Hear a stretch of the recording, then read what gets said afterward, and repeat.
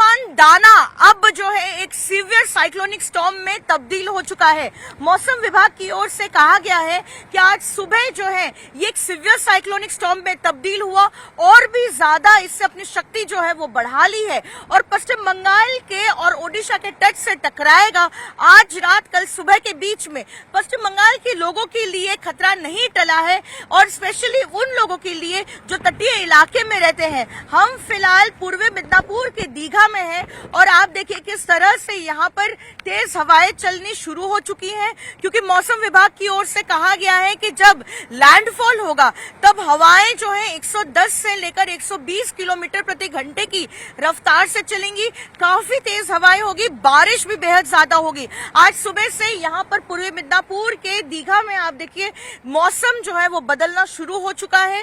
काले बादल जो है वो छाए हैं और समुन्द्र में किस तरह से यहाँ पर ऊंची ऊंची लहरें भी उठ रही है और वर्षा जो है वो भी शुरू हो चुकी है। बारिश लगातार अब तेज होती हुई दिख रही है। ऐसे में आप देखिए इस इलाके में जितने भी पर्यटक थे उन्हें फिलहाल इवैक्यूएट कराया गया है और उन्हें जो अलग अलग जगह पर भेजा गया है। प्रशासन की ओर से एडवाइजरी जारी कर दी गई थी कि यहाँ पर जितने भी होटल में जो पर्यटक हैं उन्हें ये कह दिया जाए कि वो अब वापस चले जाएं और होटल्स को ये कहा गया है कि अगली बुकिंग तब तक ना ले जब तक इस तूफान का असर चला जाता है। स्थानीय जो लोग हैं और जो लो लाइंग इलाके में रहते हैं उनको फिलहाल इवैक्यूएट कर जो है साइक्लोन शेल्टर्स में शिफ्ट किया गया है।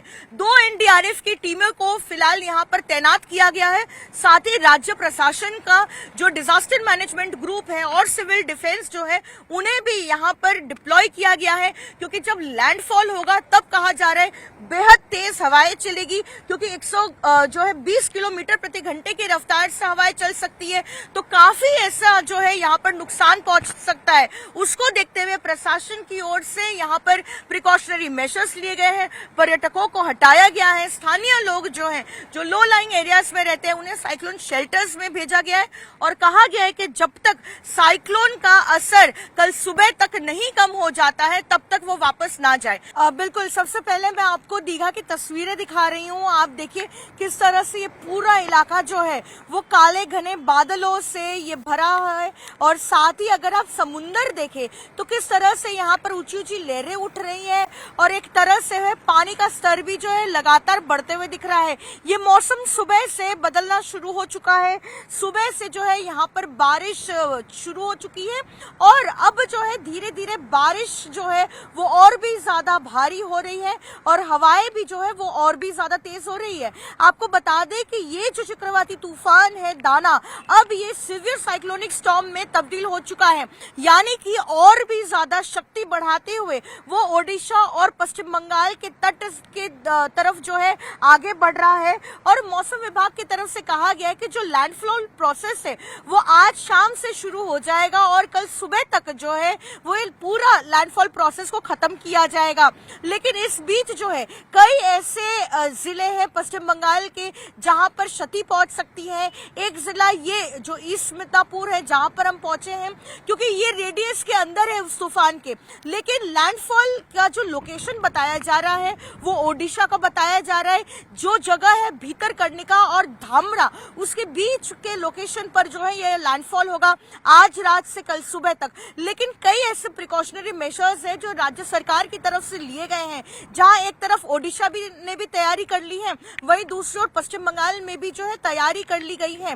कोलकाता एयरपोर्ट पर जो है फ्लाइट ऑपरेशंस पूरी तरह से आज शाम 6 बजे के बाद से बंद कर दिए जाएंगे और फिर एक बार रिज्यूम किया जाएगा कल सुबह 9 बजे से। वहीं दूसरी ओर अगर ईस्टर्न रेलवे की बात करें तो ट्रेनों की भी जो है आवाजाही बंद कर दी जाएगी। आज रात को 8 बजे जो है लास्ट ट्रेन खुलेगी शियालदह डिवीजन में और कल सुबह 10 बजे के बाद ही जो है ट्रेन ऑपरेशंस को नॉर्मलाइज किया जाएगा। वहीं दूसरी ओर अगर हम राज्य की बात करें तो कुल मिलाकर 9 एनडीआरएफ की टीम्स को तैनात कर लिया गया है। पूर्वी मिदनापुर में भी 2 एनडीआरएफ की टीम है और राज्य सरकार की जो एसडीआरएफ है, सिविल सिविल डिफेंस की टीम से, डिजास्टर मैनेजमेंट की जो टीम से, उन्हें फिलहाल तैनात कर लिया गया है। आप देखिए यहाँ पर ये एक पर्यटक स्थल है, लेकिन इस दीघा के बीच पर आपको कोई भी पर्यटक अभी नहीं दिखेगा, क्योंकि पुलिस की तरफ से एडवाइजरी कल ही जारी कर दी गई थी कि कोई भी होटल अब जो है साइक्लोन के समय पर टूरिस्ट को नहीं रख पाएंगे, उन्हें इवैक्यूएट करना होगा, और जब तक इसका असर नहीं चला जाता है तूफान का, तब तक वो नई बुकिंग्स नहीं ले पाएंगे। वहीं इस तटीय इलाके में जो स्थानीय लोग रहते हैं, उन्हें भी साइक्लोन शेल्टर से फिलहाल शिफ्ट किया गया है।